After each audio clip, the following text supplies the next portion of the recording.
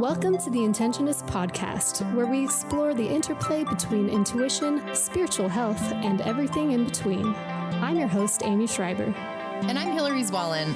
Our intention is to create a dialogue that inspires you to consciously forge your path with curiosity and compassion for life and its mysteries.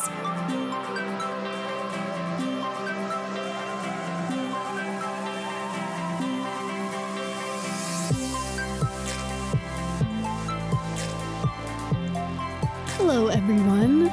Today, in part 2 of Hilary's discussion with Remington Donovan, they talk about the myth that your life purpose has to be what you do for work, and discuss new and different ways to exist in the business world.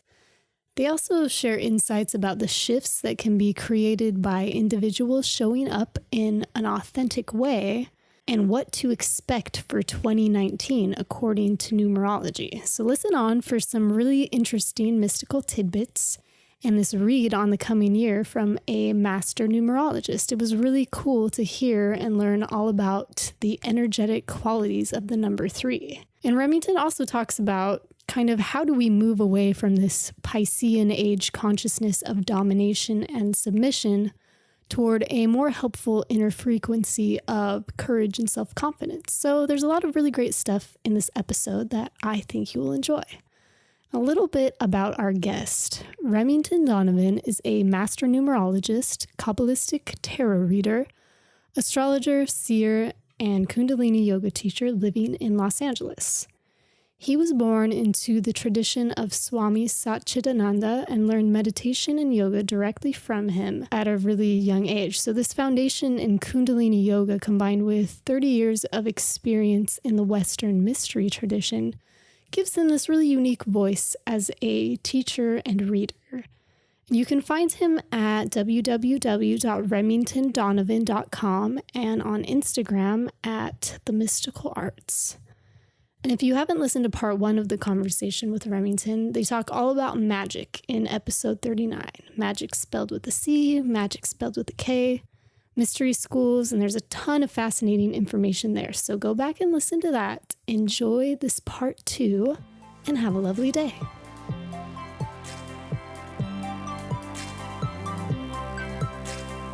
Let's talk about quote unquote life's purpose or soul's purpose. I feel like this is it's a very American ideal to associate our quote unquote life's work with our career. And I really want to call BS on this now because anyway, I just thought this would be a good fun thing to discuss with you. Yeah, given your experience and your background. I mean, that literally is 90% of my readings, right? And it's actually a world, and I love this topic. And I see too many people that feel like they're failing at life because they feel like they're just working a job that isn't their quote unquote destiny. And a lot of times it's so not about what you're doing to earn the money. And sometimes I'll deal with people that literally have jobs that they make hundreds of thousands of dollars at. I'm not talking 100,000. I'm talking hundreds of thousands of dollars. I also have clients that make millions of dollars and somehow feel like they're not in alignment. And I'll look at like a chart and I'll look at the cards in their numerology, and they may just have an incarnational ability, and part of their spiritual evolution and their growth is to learn about being a natural leader or being a boss. And they have like a high position at a company. And they feel like, oh, well, I need to do something because I want to change the world and I want to help these people and things like that. And, you know, if you are doing the inside spiritual work, you have to have something that gives you some fulfillment. For me, and most of the people I deal with, that comes down to a really deep spiritual practice and whatever is the thing that's your thing. And for some people, it might be like, oh, my hobby is model airplanes that fly. Like I knew someone, that was their thing. Yeah, they were a plumber.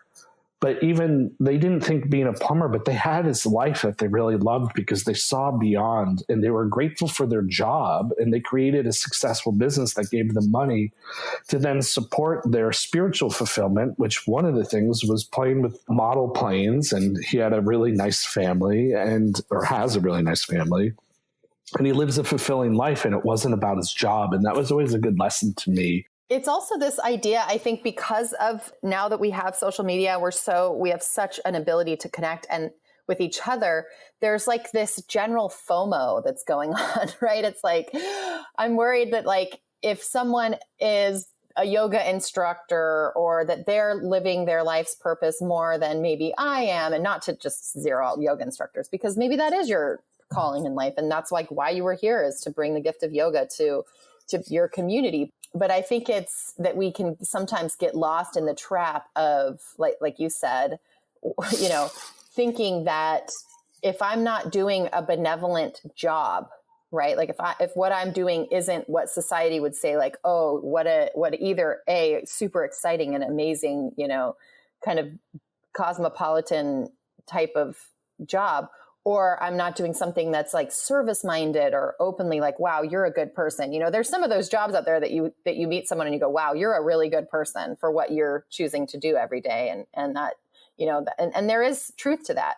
But I think there's some element of, I go back to that Buddhist principle that I mentioned earlier, that just chop wood, carry water. Like we all have to do that. And it's not that if what you're doing today, like you were saying, working at a shop, and it wasn't like a life's calling, but it was something that you did to chop wood, carry water, and it got you to some other place. I think that's really important because I see too many people feel, and I hope people that are listening, don't feel down on yourself. Sometimes it's just the thing. Like if you are like, do the things that are fulfilling in your life anyway, just because it's the thing that doesn't, because you, in your mind, you're attached to the idea that that's what has to earn you money. That's just not reality. Like the thing should be giving you so much fulfillment that you're just fine working whatever job you have to do. I've definitely had my own struggles with that. And my story personally is that the things that I do now that are literally my job, which is basically, I'm like a full-time mystic, Right. Yeah, I do private counseling sessions. We're utilizing these tools, and that's the base and I teach. That's where I generate revenue. But honestly, I've been enmeshed in this literally since birth. And it wasn't until a few years ago that it opened me up to say, wait, this can actually be my job. And I was actually striving for other things. I used to do comedy, and I really wanted to get some Hollywood writing career take off and this and that. And then it all came down to, wow, I really love this stuff. And I just let go of it all. And I just started having a really fulfilling life. The magical teaching is, instead of trying to go for the life you love, fall in love with the life that you have and what you're doing. And when you change your inner frequency, that even if you work at some bank and you say, like, it's oppressive, I hate this. I worked in a shop that paid me nothing. And I was like, these people are assholes. And I could just go down a spiral of resentment. And then I feel like a loser and a failure. And I'm how old and I haven't accomplished this. And especially my, like, just being a man, I'm just, I would just allowed the societal norm that I have to be some successful James Bond character and a rock star, but as I just let it all go and just said, I'm completely in love with my life, everything started shifting and opening up. So start there. You might be surprised how things can shift. And when you have a connection with your soul, it's going to line up for you. It's your ego is just attached to what you think you should be doing for money.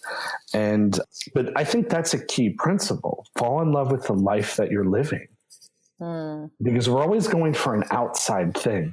Why I love, especially I live in Los Angeles, so it's the land of people just desperately trying to be actors and writers and producers and directors because they're attached to the fantasy of some outcome. I know very few actors that are just, I never hear, other than the ones that I know that are professional and working and somewhat known, they just love it because they love it. I have an actor friend. It was one of the biggest lessons I ever learned. And he's successful. He's done a lot of shows, big shows. And he just said, well, I do the thing that feels like this thing that when I was a kid wrestling with my friends in my backyard. And I was like, he's just chasing that feeling. And he doesn't care about the outcome. And so he lives in this state and this love with everything. And he has a pretty successful career. Yeah. Because if you I've decided to fall in love with my life a number of years ago. And from that point, so much opportunity has opened up for me. But we can get into this rut of, I'm a failure. I'll never attract a relationship. I have a stifling, crappy job. The reason all of those things seem horrible and stifling and really shitty is because you're not taking the time to get in touch with your soul. This is a new consciousness for humanity. And the teachings of what we call the Aquarian Age, which let's just, I think most people probably listening are familiar with the New Age and this and that. But overall, the main teaching is all the information kind of avails us nothing. What people are longing for is authentic spiritual experiences. I think this is why we've seen this tremendous revival in these sort of occult practices and tarot, even astrology, yoga, meditation are blowing up. Wellness industry is so big now. Spiritual retreats are huge. It's because people are longing for that experience. So I really encourage everybody listening, why don't you find some tools and techniques that will bring you the experience of your soul? That's what you're really looking for. That's what you're looking for above, I have to have this job that does this thing to help people in the world. Like, if you're having those experiences of your soul, you're going to go into work and you're not going to get so caught up and you're not going to care. And next thing you know, you're in alignment with the cosmos. Other opportunities can open up for you but it comes down to that. I'm in touch with my soul. It's always an inside job. I love that. That's real wisdom there. What do you expect for 2019 astrologically? I know we're rounding out the 2018 year. I'm just wondering, as a reader, what are you picking up on? Well, this is where I apply a lot of numerology, and there's a lot of astrology going on. And I have my astrology really good. I co-teach with her. Her name is Tashi Powers, and she's just a super advanced astrologer. She's like an astrologer's astrologer, and it's great because she also is my neighbor and lives across the street. So we have little powwows all the time. But a lot of my work for looking at the year is I utilize numerology. And so next year, 2019, is going to be a 3 year, the number 3. I actually made a cool post, a brief post about it on Instagram today, because today is the 333rd day of the year. And so it's a good prep. And 3 overall, and I like kind of bringing it down to this one number because it gives us a real simple, direct energy of, okay, every day. And even some people will say, the calendar, or I use a Jewish calendar, a Chinese calendar. But the reality is, basically, if you're doing any function in the world, we're utilizing it's 2019. And no matter what, every single day of the year, we're going to see those numbers. So the number 3, that vibrational frequency is always going to be with us this year. So you don't even have to believe it. Like, it's and right. How did you get to the 3 for our listeners who don't know 3, what numerology is? I like numerology because it's real simple. Some people like to call it a science, but it's literally 1 + 2 + 3. So you just add 2 + 0 + 1 + 9. And then that comes to a double digit. You add that and it reduces down to 3.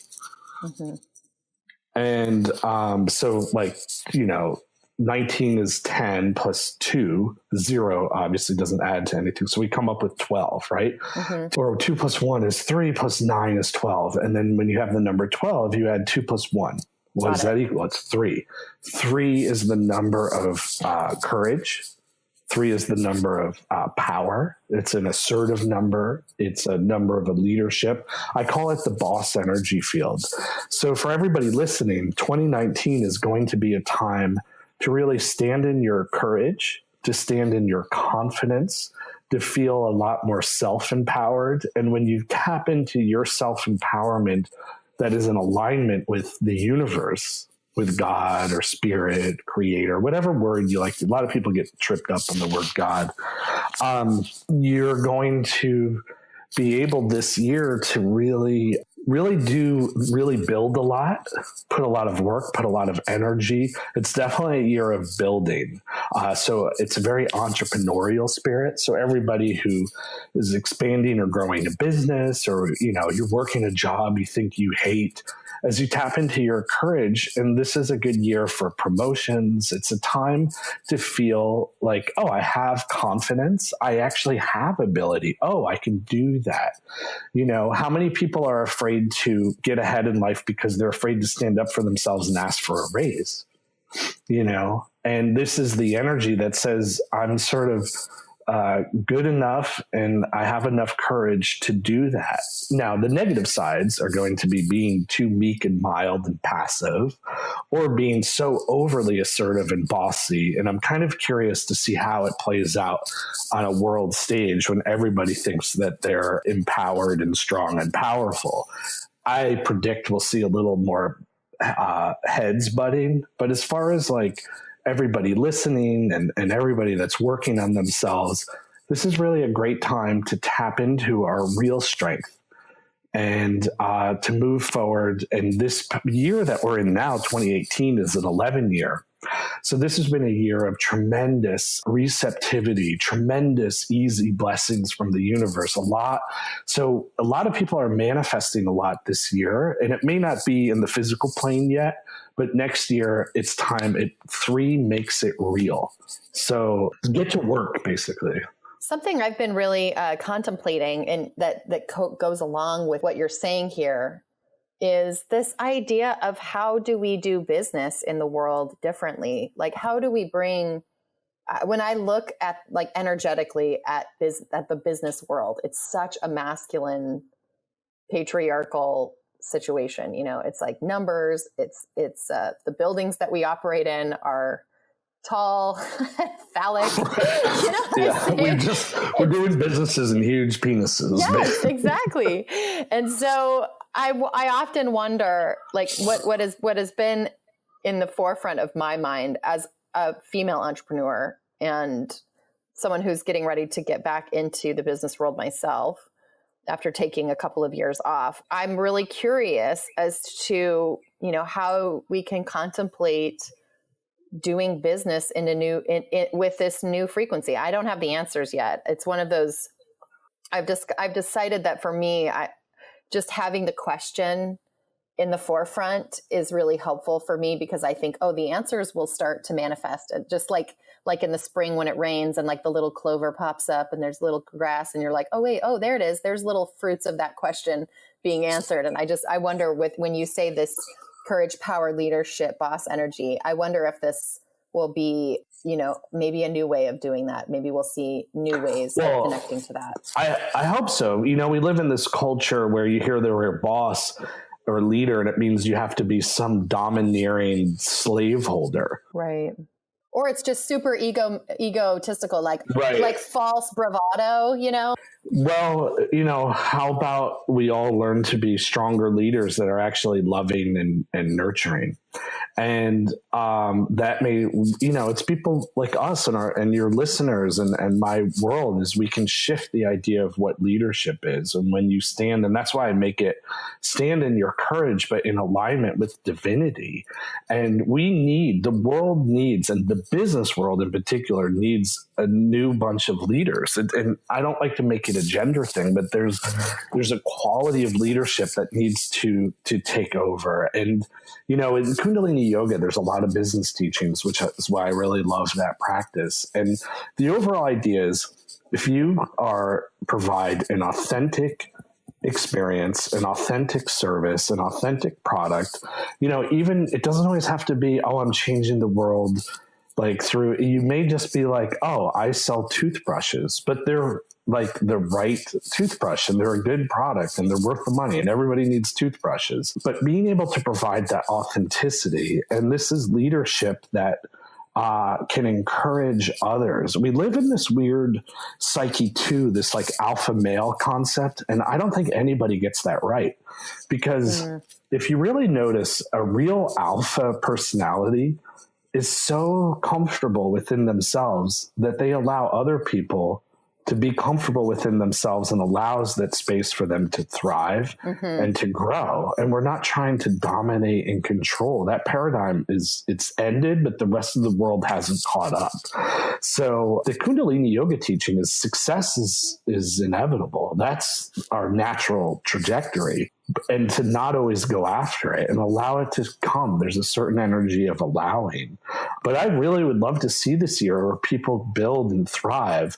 There's a really cool teaching too, that now the wealthy people, it needs to be the spiritual people that are the wealthy people.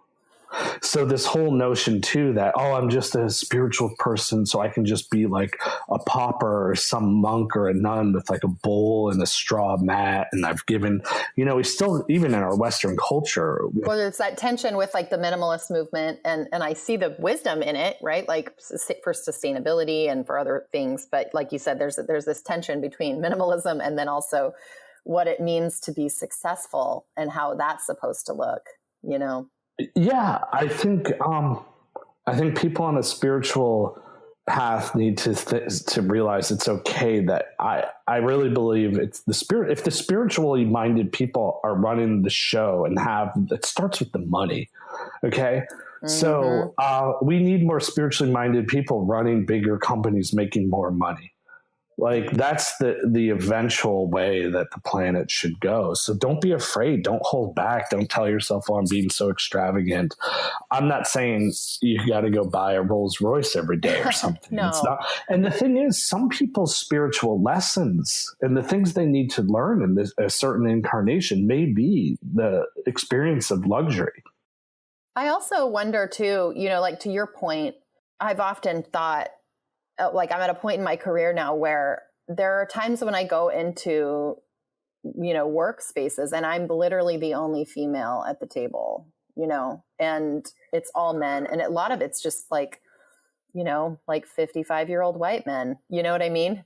And I think, I mean, it's the reality. And I've thought to myself, there was a point when I sold my first company where I was like, I need to take a break from this. I need to regroup. And I did need that. And now what I've been thinking a lot about is it doesn't even really matter. For a long time, I was thinking what I need to do is some like product that, is all these things that are good for the world, whatever that is, whether it be sustainable and whether it be like, maybe it's a revolutionary new product for women or a new amazing app that's going to change the world. And that's a lot of pressure to come up with that. And there are people that can do that and that's their service.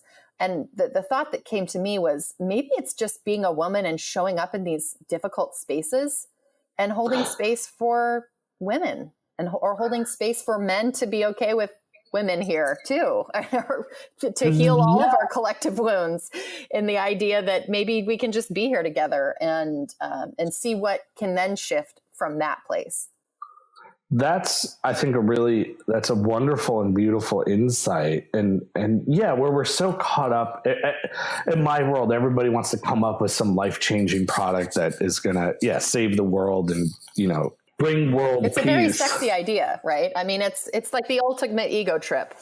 And if you're able to do that, more power to you. But I think what you said is so important that, a lot of times people don't realize just by showing up, being who they are in their authenticity, how they're shifting the world and how they're maybe shifting the work environment.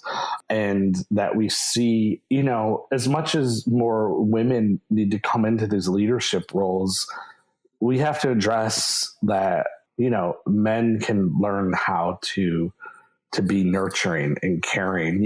I know a lot of amazing men that are in more positions of authority, but do it in a way that is sensitive, encouraging, and gentle. And then we still need that dynamic where we just have to be direct, logical problem solvers. Sometimes we just have to live in the left brain and we have to just, we have to look at the numbers and we have to look at the bottom line and you have to make decisions. And I see so many, even like this whole thing during the election of like Hilary Clinton, I'm like, and to me, she represented nothing more than the same continuum of the patriarchy. Just because she happened to be female it just didn't seem to resonate. It didn't That's resonate an interesting with me. Perspective, yeah. And so it's not even like people also have to realize it's beyond just this word of patriarchy. It really, in the magical tradition, it's the what's called the Piscean Age, where we just have a consciousness of domination and submission. And even if you look at these old spiritual traditions, which are sort of like, I give up everything and I surrender to God, or I surrender to the teacher, I surrender to Christ, I surrender to the wisdom, I surrender to Buddha, right? That becomes a really negative dynamic when we're surrendering to our boss, when we're surrendering to Amazon, and we're surrendering to General Motors as an employee. And, I think the shift is slowly happening where more people can, like, we have more opportunities and everybody has a media outlet to sort of create their own thing. And it's definitely a learning curve. I don't work in any sort of corporate environment, but I have some clients that are like corporate CEOs, men and women. And I think it's just slowly changing and people are going to be open. It's just like you said, you just being on the forefront by being a woman and showing up in your authenticity and being an example of how things can be done. You are causing tremendous change, maybe more so than coming up with the vegan facial product that will give people like not healthy, that we don't vibrant, need that stuff, or not that we don't need the things. hashtag girl boss. It's like that. It's like yes and, right? It's like, okay, that's a starting point, but now how do we take it to the next level, right? Like sometimes we need to acknowledge, here's women, we're doing things, here we are out in the world, but now how can we take a more balanced approach, or I don't know what the answer is, but it's like, it's just what's next. Well, all right. I am a white male American, but some of what I see, I mean, every culture, every tradition, including white American men, can create a narrative of oppression. Some of it's real, some of it's not. And do you choose to start every day of your life feeling like, well, you're at a disadvantage because of whatever's happening in your life? We can really create that story and feed into it. But I really like the way you do it. You just are like, especially to make the choice to come out of a certain tradition, to sort of break those chains of like cultural and biological family chains and just say, okay, I'm going to start doing what I'm doing. Even you doing this podcast, you're just saying, you know what, I have a message I just want to share with the world. Maybe, 10,000 people listen, maybe 10 million people are going to listen. I don't think you on one level even care, because you're just sharing yourself. And I think as we start to just do what we do, this is the consciousness of the Aquarian age, is that as each individual comes into alignment with their sort of authenticity and shares that, people want that. Like even in my yoga teacher's training, when everybody's trying, I got to be a yoga teacher and I'm going to build up a fake Instagram of 20,000 followers. And then I wonder why nobody shows up in my class, because I've just created this illusion. But if you just, what the teaching is, if you just start doing and sharing what you love, other people will want to sort of hop on. That's all I've started to do. I was like, I'm just going to share the stuff that I love. And I've seen so much momentum, especially this past year and going into next year, and things keep growing. I noticed even the other day when I checked your account, and it was 5555. You saw that. And I took was like, a screenshot. oh my gosh, wow. That's like for the numerologist, that has to be some sort of powerful thing, right? I know. I have a screenshot. I got to write a little, but 5 is the number of the teacher. So for me, it was confirmation that as I just start to teach more, and I've just, my personal journey is I've come into that and I've realized, I'm supposed to actually teach more. It's not just other people that get to do that. I always, I never thought that was me, even though my heart of hearts, sharing all of this is what I loved the most. But yeah, I want to see the business world change, but I think it's more of your listeners and our community and spiritual communities. If we all just start to share things that we love, not only is it gives us a life of fulfillment, regardless of how much money you make off of it, that'll just start to share the dynamic. And I think a lot of new leaders and new styles are awakening. And it's just hard when you're already at that higher consciousness and the world hasn't caught up. There's some discomfort. It's easy to get caught up in it all. I mean, they're tear gassing babies at the border of America and shutting down borders. I'm like, what? This is supposed to be America. But what I don't like, my votes didn't change any of that. Hopefully we can. Hopefully we can do better as time goes on. That is always my hope. Is it's like I know that I don't know that we can solve all the problems, but hopefully we can just keep getting incrementally better for more and more people. And like you said, it's an internal thing. How can our listeners get in touch with you, Remington, and tell just a little bit about like what you do, because we haven't done that just yet. I want to make sure everyone gets a good taste of like how they can connect with you and what you can offer them. A lot of my work is dealing with, I do a lot of private, I meet with people privately and I do sessions. Essentially, it's a reading. I utilize the different techniques of numerology, astrology, tarot. I have a series of visions. It just depends what the reading calls for. So that's why I'm like, oh, I'm not just a numerologist. I'm not just an astrologer. I'm not just a tarot reader. But that is a lot of the work that I do to help people, guide them really to come into an alignment of, hey, this actually is your incarnational soul. Here's what you're working with. Here's some things to work on. Here are some talents that you didn't realize you have, and to instill that confidence. And there's information. So my website is remingtondonovan.com, RemingtonDonovan.com. And my Instagram is a great, fun little tool because I convey, like I pick a tarot card every day. I'll talk about numerology. I can speak to that. It's honestly one of my favorite stories to follow because every day it's something useful and educational. And it's like you package it so nice and neatly. It's really great. And that's called The Mystical Arts. Or if you look at, at The Mystical Arts, and it took me a while. I started this like 2 years ago and I was sort of like, oh, whatever, Instagram, social media, but I've actually found it to be a really fun tool to just for teaching and sort of, I just have fun with it. Mm-hmm. And like I was saying earlier, it's a good lesson in getting right to the point. Mm-hmm.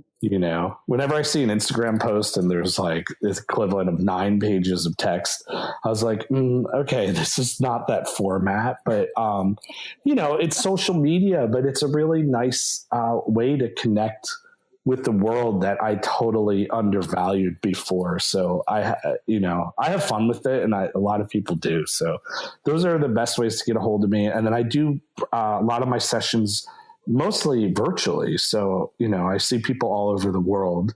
I'm based in the West Hollywood area in Los Angeles. So people that are in LA, I work out of my house. But my mission is to help people align with their soul. So hopefully those are the people causing changes in the business world and the political world. And that's my little part that I know at this point is my role. And now, do you, I feel like I've seen you at the Rama Institute, or do you teach? Oh, yeah. I teach a lot at Rama Institute, mm-hmm. and they actually have a really great service called Rama TV, mm-hmm. which I think is like about $15 a month. And you can tune into so many great yoga classes with teachers that are doing it accurately and that are my teachers as well. And I teach a lot on there. I have a lot of workshops, numerology, some tarot. I'm putting a huge tarot course together, like a 6 or 8 week. We're figuring out the schedule. So Rama TV is a great resource, not just for me, but for other awesome teachers as well. Great. Remington, thank you so much for your time. I've so enjoyed speaking to you today. Hilary, this is wonderful. And all the listeners out there, we just do our part to be ourselves, and that's how we start to change the world. So I really just want to put that blessing out to everybody. And I really appreciate your work too. So thank you. I really appreciate that. It's so fun to talk to you.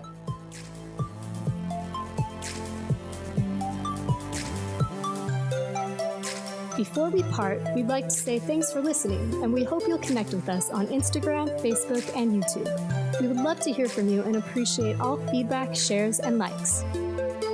To learn more and subscribe to our newsletter, visit Intentionists.com. And no matter where you are or what you're creating, we send you love and invite you to breathe and begin. See you next week.